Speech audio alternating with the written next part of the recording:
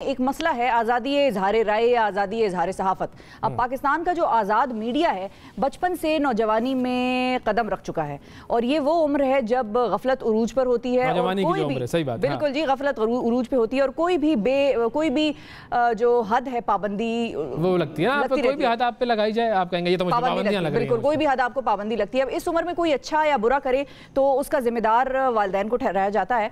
मुंह जोर है, बेलगाम है, ये वो इल्जाम हैं जो पाकिस्तान के नौजवान मीडिया पर लगाए जाते हैं। अब हुकूमत ने मीडिया को उसूलों के मुताबिक चलाने का फैसला किया है। इस मकसद के लिए मीडिया रेगुलेटरी अथॉरिटी या मीडिया रेगुलेटरी इदारा जो है वो Pakistan media development authority PMDA के क़याम की तजवीज़ दी गई है। बिल्कुल। अब इससे मुताल्लिक स्टेक होल्डर्स से जो है वो राब्तों और तबादला ख्याल के लिए वज़ारत इत्तलात ने एक कमेटी भी तश्कील दी है जिसकी सरबराही वज़ीर ममलिकत बराए इत्तलात और नशरियात जनाब फ़ारूक हबीब साहब कर रहे हैं। तो पाकिस्तान मीडिया डेवलपमेंट अथॉरिटी क्या है, क्या इसके जरिए हुकूमत मीडिया को कंट्रोल करना चाह रही है, पाबंदियां लगाना चाह रही है या कुछ बेहतरीन की तरफ लेकर जाना चाहिए? ऐसा भी होता है, देखें हर जगह जो डेवलपमेंट अथॉरिटी है वो प्लॉट बांटती है, 4-5 मुफ्त प्लॉट दे देती है तो सहाफियों को फिर कोई चीज बुरी नहीं लगती। हमारे साथ मौजूद है फ़ारूक हबीब साहब, उनसे पूछते हैं कि क्या आइडिया है जी इस हवाले से। अस्सलाम वालेकुम फ़ारूक साहब।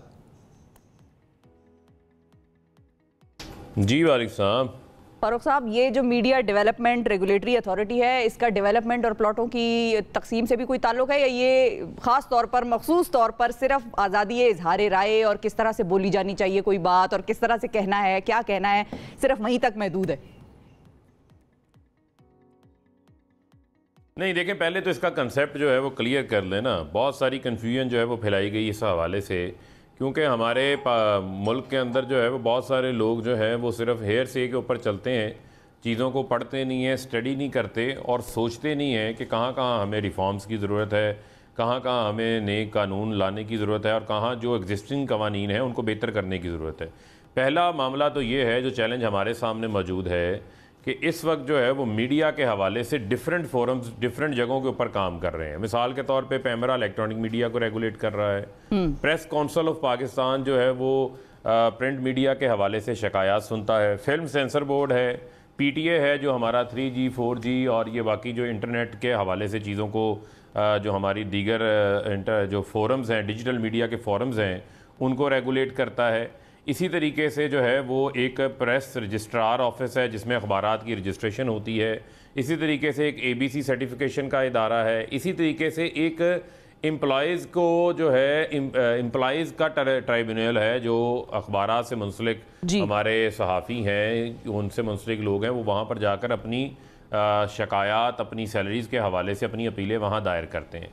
हम ये चाहते हैं जब डेवलपमेंट की बात हो रही है तो डेवलपमेंट का मतलब जो है वो प्लॉट्स नहीं है, बल्कि डेवलपमेंट का मतलब ये है कि इन तमाम इदारों को पाकिस्तान मीडिया डेवलपमेंट अथॉरिटी के साथ जो है वो यकजा किया जाए, इकट्ठा किया जाए और इनके डिफरेंट डायरेक्टरेट्स बनाए जाएँ। मिसाल के तौर के ऊपर मैं आपको मिसाल देता हूँ कि प्रेस काउंसिल ऑफ पाकिस्तान है तो उसका एक ही ऑफिस है जो कि इस्लामाबाद के अंदर है और शिकायत लोगों को जो है वो पूरे पाकिस्तान से होती हैं और 36 शिकायत पिछले 1 साल में आई हैं जिसमें 4 शिकायत का सिर्फ फैसला हुआ और उस पर जो बजट खर्च हुआ, जो रिसोर्सेज खर्च हुए वो तकरीबन 4 करोड़ रुपए के 4 करोड़ रुपए से ज़ायद के हैं। इसका मतलब ये है कि 4.5 करोड़ 5 करोड़ रुपया खर्च करके हमने सिर्फ 4 शिकायत का जो है वो अजाला किया। इसी तरीके से जो एम्प्लॉयज़ के हवाले से ट्राइब्यूनल है 10,500 2 साल से दरख्वास्तें वहाँ पेंडिंग पड़ी हैं जिसमें से सिर्फ 786 का फैसला हुआ।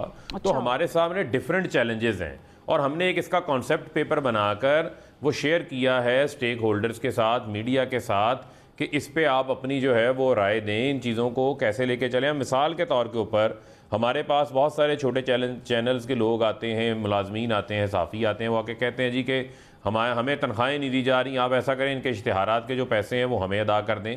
अब हमारे पास ना तो कोई मैकेनिज़्म मौजूद है उनको पैसे देने का, ना उनकी शिकायत का फौरी अजाला करने के हवाले से। तो उसके लिए हम मेक श्योर कर रहे हैं कि उनका तहफ़्फ़ुज़ भी यकीनी बनाया जाए। फिर जो डेवलपमेंट की बार बार बात आप कर रहे थे, डेवलपमेंट में ये है कि हम इस सारे निज़ाम को ऑटोमेशन के ऊपर लेके जाना चाहते हैं, डिजिटल इंटरवेंशंस करना चाहते हैं, टेक्नोलॉजी इंटरवेंशंस करना चाहते हैं ताकि ये जो निज़ाम है जो अभी अपनी अफादियत उस तरीके से नहीं दे पा रहा, ये इफेक्टिव वे से आगे चले। इसका हरगिज़ मतलब ये नहीं है तो कि जो आइन के अंदर सैलरीज की आप बात करते हैं, दिए गए हैं उसके आप जब सैलरीज की बात करते हैं तो फैसल जावेद साहब का एक बिल था, गला घोंटना, वो बिल क्यों रिजेक्ट हो गया? लॉ कहना, इस किस्म की बातें वो लोग कर रहे हैं जो शायद इसकी स्पिरिट को समझ नहीं पा रहे। ठीक है फारूक साहब, जो बिल था सैलरीज के हवाले से जब आप बात करते हैं कि एक मैकेनिज्म होना चाहिए, अभी तक हुकूमत को पता ही नहीं है कि सैलरीज कौन सा इदारा कितनी नहीं दे रहा, तो आप लोग कैसे दे सकते हैं? वो जो बिल था फैसल जावेद साहब का regarding the salaries of media persons, वो रिजेक्ट क्यों हो गया?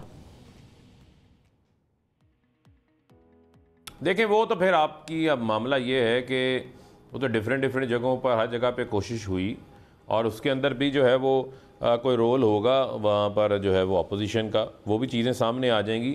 लेकिन जो बुनियादी चीज़ है, मैं आपको लेकर आना चाहता हूँ थोड़ा डिजिटल मीडिया की जानिब। आपके इल्म में ये होना चाहिए कि डिजिटल मीडिया को पिछले 1 साल के अंदर पाकिस्तान से 6 अरब रुपए की जो है वो एडवर्टीज़मेंट मिली है। अब वो 6 अरब रुपए की जो एडवर्टीज़मेंट है वो अनअकाउंटेड फॉर है, ना उसका पाकिस्तान के किसी टैक्स रेवेन्यू के साथ कोई ताल्लुक है, और वो फोरम्स जिन फोरम्स के ऊपर ये एडवर्टीज़मेंट दी जा रही है उन फोरम्स के पाकिस्तान में दफातर ही कोई नहीं है। हम बल्कि कहते हैं कि यूट्यूब को, फेसबुक को, ट्विटर को, बाकी जो फोरम्स, व्हाट्सएप है कि आप अपने दफातर जिस तरह दुनिया में आपने खोले हुए हैं, पाकिस्तान के अंदर भी आप अपने दफातर खोलें ताकि हमारे उन लोगों को जो इन फोरम्स के साथ अटैच हैं उनको सहूलत मिल सके।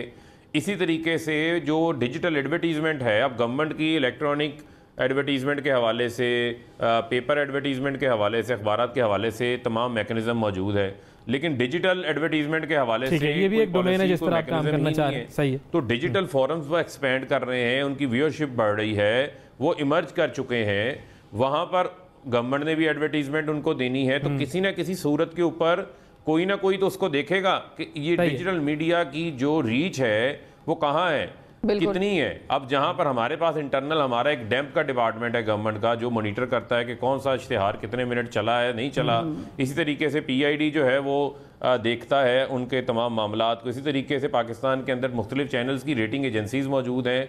तो अब डिजिटल मीडिया को जो है वो कौन एवेल्यूएट करेगा, वो सिर्फ एक एवेल्यूएशन के हवाले से है और उसके ऊपर कोई इस किस्म का मामला नहीं है। 2-3 चीजें मेरे ज़हन में जो पॉइंट्स हैं मैं चाहूंगा कि जाएगा, किसी की आवाज़ को दबाया जाएगा, ऐसा हरगिज़ नहीं है।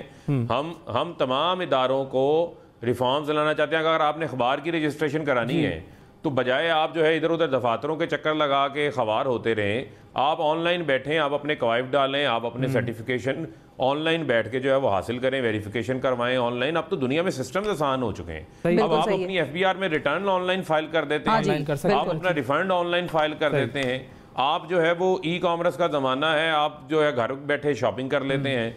हम आज भी पत्थर के ज़माने के ऊपर चल रहे हैं। जब हम मॉडर्नाइजेशन की बात करते हैं, जदीद तकाज़ों के हवाले से बात करते हैं, तो हमारे सामने ऑस्ट्रेलिया का मॉडल मौजूद है, मॉडर्नाइजेशन तो ठीक है सर, ऑफकॉम का मॉडल मौजूद है, और बहुत सारे मॉडल्स जो हैं वो मौजूद हैं जिनको हमें स्टडी करके हमें आगे चलना चाहिए, और यही डेवलपमेंट है। लिहाजा इसमें एक तरफ आती है डेवलपमेंट कि हाँ जी ठीक है आप डेवलप कर रहे हैं चीज़ों को, लेकिन एक तरफ आती है पाबंदियाँ, क्योंकि आज़ादी सहाफ़त वैसे ही पाकिस्तान का बहुत बड़ा मसला है और उसमें आज़ादी से सहाफ़त करना एक मुश्किल काम है। बहुत सारे मुल्कों में ऐसा है, मतलब मैं तो खैर ये मानता हूँ कि दुनिया का कोई मुल्क ऐसा नहीं है कि जिसके अंदर मुकम्मल आज़ाद सहाफ़त हो रही हो, ये मेरा मानना है, गलत भी हो सकता है, लेकिन पाकिस्तान में मसाइल हैं। अब बहुत सारे मीडिया इदारे और ये जो रेगुलेटरी बॉडीज़ जो मीडिया के लोगों की बनी हुई हैं वो सब ये कह रही हैं कि यहाँ पर तो हमें रोकने के लिए और हमें सहाफ़त ना करने देने के लिए इस तरह के इदारे बनाए जा रहे हैं। उनके जहन में ऐसी बातें क्यों हैं? फिर कोई ना कोई तो वजह होगी। देखें, मैं उसका भी जवाब आपको दिए देता हूँ। देखें, जहाँ तक रही बात रोकने के हवाले से या रोकना हो, तो वहाँ पर तो कवानीन मौजूद हैं, बहुत सारे कवानीन मौजूद हैं, और उनकी इन्फोर्समेंट का मामला भी, या पैमरा भी है, वो रेगुलेट भी करता है। बहुत सारे मामलात के ऊपर जो है वो चैनल्स को हदायत भी जारी करता रहता है, बहुत सारी वायलेशंस के ऊपर जो है वो उनको फ़ाइन भी करता रहता है। कई बार ऐसा हुआ कोई ऐसी वायलेशंस होती हैं जिनकी बुनियाद के ऊपर चैनल्स को जो है वो ऑफ ईयर भी किया जाता है। वो तमाम तर चीज़ें अपनी जगह पे मौजूद हैं, लेकिन हम क्या करना चाह रहे हैं, हमने जो कॉन्सेप्ट पेपर तैयार किया है उसमें हम एक आज़ाद कमीशन बना रहे हैं जिसमें 50% जो है वो हुकूमत लोग नामजद करेगी और 50% लोग वो होंगे जो आके आपके मीडिया में से होंगे, जिसमें आपकी PBA भी शामिल होगी, आपकी APNS भी शामिल होगी और दीगर जो मीडिया की बॉडीज़ हैं वो भी शामिल होंगी। ये मिलके, ये एक आज़ाद कमीशन मिलके मीडिया काउंसिल का जो फॉर्मेशन है उसके जो लोग हैं उनको नॉमिनेट करेंगे, और मीडिया काउंसिल के अंदर अगर किसी की कोई शिकायत है, चाहे वो सहाफ़ी की है, इवन किसी मालिक की भी है, या इवन किसी चैनल मालिक की है, इवन या किसी आम आदमी की है कोई शिकायत है, वो वहाँ लेके जाएगा, वहाँ जाकर उसका फैसला होगा। उसकी फैसले की अपील आगे एक ट्राइब्यूनल में जा सकती है, media tribunal. Again media tribunal के अंदर हुकूमत का कोई बंदा नहीं, एक्स ऑफिशियो मेंबर कोई नहीं होगा, वहाँ भी वही आज़ाद कमीशन जिसके अंदर 50% मीडिया और 50% हुकूमत नॉमिनेट करेगी लोगों को, वो मिल के अच्छी शोहरत के शहरियों को लगाएंगे, और सुप्रीम कोर्ट का रिटायर्ड जज जो है उसको हेड करेगा ट्राइब्यूनल को। अच्छा, वो वहाँ पर तयन करेगा मामलात को। उसके बाद ये वाले मीडिया ट्राइब्यूनल के फैसले के खिलाफ भी अपील का राइट सुप्रीम कोर्ट में दिया गया है। तो लिहाजा ये हम चाहते हैं कि किसी की अगर कोई शिकायत आती है, किसी की कोई जॉब सिक्योरिटी के हवाले से मामलात हैं, तो ये अब इफेक्टिवली जो है वो तेज़ी से काम आगे चले, ना कि जो है वो जो पुराना सिस्टम कोई 1973 के अंदर बना हुआ है, कोई जो है वो 1990 के अंदर बना हुआ है। सही है, बहुत सारी चीज़ें ऐसी हैं जो कि दौरे हाज़िर के मुताबिक अब अपसलीट होती जा रही हैं। हाँ। तो उनमें बेहतरी लेकर आनी है। अब जब ये अथॉरिटी बन जाएगी तो बाकी सारी अथॉरिटीज खत्म हो जाएंगी, पैमरा वगैरह, और अपनी राय से हमें आगाह करें। सही है, बाकी सारी अथॉरिटीज फिर खत्म हो जाएंगी जब ये बन जाएंगी, या वो फिर काम करते रहेंगे, काम करेंगे साथ साथ, तो कॉन्फ्लिक्ट होगा। अभी भी पैमरा वालों को बड़ा एतराज है इस पर। नहीं, देखें बात ये उसमें एक नहीं, वो किसी को एतराज़ नहीं है। इसमें भी बड़ा वाज़ेह किया गया है कि जब आप एक ऑर्गेनाइजेशन बना देते हैं पाकिस्तान मीडिया डेवलपमेंट अथॉरिटी, तो ये एक अम्ब्रेला ऑर्गेनाइजेशन बन जाएगी सबके ऊपर, और पैमरा और बाकी जो हैं वो इसके साथ जो दीगर अदारों की बात कर रहा हूँ वो रिफॉर्म्स के साथ वहाँ पर इनके डायरेक्टरेट बन जाएंगे, इनके साथ जो काम करेंगे। और इसी तरीके से ये जो पाकिस्तान मीडिया डेवलपमेंट अथॉरिटी है, इसके जो दफातर हैं ये मुल्क के दीगर शहरों के अंदर भी जो है वो कायम किए जाएंगे, बनाए जाएंगे, ताकि लोगों की जो मामलात हैं उनको जो है वो तेज़ी के साथ हम आगे लेके चल सकें। लिहाजा किसी को रीच आउट का इशू ना हो। अब यहाँ पर प्रेस काउंसिल है तो वो इस्लामाबाद में ऑफिस है, वो कभी कभार कोयटा चले जाते हैं, कभी कराची चले जाते हैं, डिफरेंट जगहों के ऊपर जो है वो सेटअप्स नहीं है। लिहाजा वो भी एक हैंडीकैप है अपनी पावर्स के हवाले से, दीगर मामलात के हवाले से। इसी तरीके से जो एम्प्लॉइज़ वाला मामला है, उनके पास जुडिशल पावर्स ही नहीं है, वो अगर कोई फैसला करें तो उस फैसले को इन्फोर्स नहीं करवा सकते। तो ये बहुत सारे इश्यूज हैं। अभी अगर कोई सहाफ़ी बेरोजगार होता है तो सिविल कोर्ट में जाता है, कॉन्ट्रैक्ट लॉज के तहत जाके केस फाइल करता है, और उसको जो है वो जब तक केस का फैसला आता है उस वक्त तक उसके बच्चे बड़े हो चुके होते हैं। तो ये बहुत सारे इश्यूज हैं जिन इश्यूज तो ये रेगुलेटरी अथॉरिटी जो है दिमाग के साथ, बड़े दिल के साथ, बड़ी सोच के साथ इनके ऊपर बैठकर डेलिब्रेट करना है, सोचना है, ब्रेनस्टॉर्मिंग करनी है, और फिर एक मुस्बत नतीजे के ऊपर पहुंचना है। बिल्कुल ठीक है। अच्छा, अब क्या सैलरीज वगैरह भी डिटर्मिन करना एंकर्स की, या जो मीडिया हाउसेज में लोग काम कर रहे हैं, या जो लोग सहाफ़ी हैं, लिख रहे हैं मुख्तलिफ अखबारों में, या एडिटर्स हैं, उनकी सैलरीज, वेजेस वगैरह, अलाउंसेज, वो भी क्या ये रेगुलेटरी अथॉरिटी तयन करेगी? नहीं, देखें वो रेगुलेटरी अथॉरिटी का काम नहीं है, ना ही दुनिया में किसी जगह के ऊपर जो इंटरनल ऑपरेशनल मैटर्स होते हैं आपके, या आपके जो ओवरहेड से रिलेटेड एडमिनिस्ट्रेटिव इश्यूज हैं, उनको कभी कोई रेगुलेटरी अथॉरिटी रेगुलेट नहीं करती। वो काम किसी रेगुलेटरी अथॉरिटी का नहीं होता। अखबार में छपा हुआ है वैसे। चैनल हो, कोई अखबार हो, कोई यूट्यूब चैनल हो, ये उनका अपना इंटरनल दाखिली मैटर है, मामला है। उन्होंने किसको रखना है, किसको नहीं रखना, क्या तनख्वाह देनी है, ये उनका फ़ैसला है। हम तो सिर्फ ये कहते हैं कि जब आप किसी के साथ कोई कॉन्ट्रैक्ट करेंगे, किसी के साथ आपका जो उसकी सर्विसेज हासिल करेंगे, तो रेगुलेटरी अथॉरिटी वो सिर्फ रेगुलेट करेगी कि जो उसकी सर्विसेज हासिल की गई हैं, उस सर्विसेज के बदले जो भी सैलरी आपकी उनके साथ तय हुई है, जो भी कॉन्ट्रैक्ट है, उस कॉन्ट्रैक्ट को जो है वो पूरा किया जाए। ये एक वन ऑफ दी कंपोनेंट है, और ये एक जो है बेहतर, मैं समझता हूं कि इसके अंदर बेहतरी है जो कि हमारे मीडिया वर्कर्स के हवाले से है। इसी तरीके से ब्रॉडकास्टर्स के लिए भी इसके अंदर कोई किसी किस्म की कोई कदगन शामिल नहीं है, बल्कि उनके लिए भी आसानियां पैदा की जा रही हैं। ऑटोमेशन की तरफ हम लेके जाना चाह रहे हैं चीजों को, आप लोग बहुत सारे काम करते हैं, आसानी हो, ईज ऑफ डूइंग बिजनेस हो, मीडिया के अंदर जो है वो कंपेटिटिवनेस बढ़े, कंटेंट की बेहतरी हो, और बहुत सारे मामलात आप देखेंगे इससे बेहतर हो जाएंगे। अच्छा, अब ये बहुत सारे मामला बेहतरी की तरफ जाने के लिए आप लोग बहुत सारे काम करते हैं, वो अच्छे भी होते हैं, लेकिन बाज़ औक़ात सामने फिर बाद में ये आता है कि वो काम कॉन्स्टिट्यूशनल नहीं होते, आइन से मुतसादिम हो जाते हैं।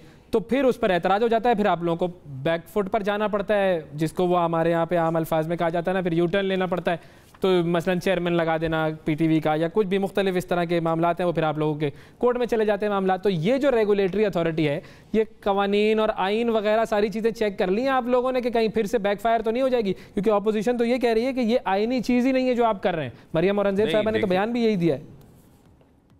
नहीं, देखें बात यह है कि मरियम औरंगजेब साहिबा का तो काम है कि हर काम में कीड़े निकालना। अपोजिशन का मसला ये है कि वो कहते हैं आटा गूंथती है तो हिलती क्यों है, उनका ये मसला है। वो मुस्बत सोच के साथ किसी काम देखें, वो लोग जो कि लेकिन फिर भी अब जैसे पीटीवी के चेयरमैन के मामले पे ये हुआ था ना, वो आए थे फिर बाद में देखें क्या हुआ, तो इसीलिए हम तो ये कह रहे हैं कि चेक कर लिया। जी तो वो सुन तो लेना, वो उसके ऊपर भी 34 छिक्के निकाल के ले आए थे। तो वो इस तरह की बहुत सारी चीज़ें करते हैं, लेकिन उन तमाम चीज़ों को अभी मैंने आपको कहा, जहाँ तक ये अभी कॉन्सेप्ट पेपर है, जब कोई बिल बनता है, कोई मिनिस्ट्री तैयार करती है, तो वो मिनिस्ट्री ऑफ लॉ में जाता है। मिनिस्ट्री ऑफ लॉ उसे वेट करती है। इन तमाम चीज़ों का जायज़ा लेना मिनिस्ट्री ऑफ लॉ का काम होता है। और जैसे मैंने आपको पहले कहा कि ना इस अथॉरिटी का मकसद जो है वो किसी किस्म की इसकी आइन के साथ कोई कॉन्ट्राडिक्शन नहीं है, बिल्कुल ये कैटेगोरिकली मैं आपको बता रहा हूँ, बल्कि ये फ्रीडम ऑफ स्पीच को इंश्योर कर रही है, ये आपकी जॉब सिक्योरिटी को इंश्योर कर रही है, ये आपकी आज़ादी सहाफ़त को जो है वो इंश्योर कर रही है। कोई इदारा किसी को बिला वजह जो है वो दबा नहीं सकेगा, किसी की आवाज़ को, वो इसको इंश्योर कर रही है। और आप देखेंगे इसमें बहुत सारे डेवलपिंग फैक्टर्स जो हैं वो नज़र आएंगे और बेहतरी नज़र आएगी आपको। जो हमारी इस वक्त मीडिया इंडस्ट्री के अंदर एनवायरनमेंट है, उस एनवायरनमेंट को मज़ीद साजगार बनाने के लिए जो मीडिया वर्कर्स हैं, चाहे वो मीडिया के मालकान हैं, चाहे वो आपके मीडिया वर्कर्स की जब बात करता हूँ तो फिर उसमें सहाफ़ी या टेक्नीशियंस और आपका तमाम जो टेक्निकल स्टाफ है वो भी इसके अंदर शामिल होता है। बिल्कुल ठीक है जी, बहुत शुक्रिया अदा करेंगे जी। फ़ारूक हबीब साहब हमारे साथ मौजूद थे।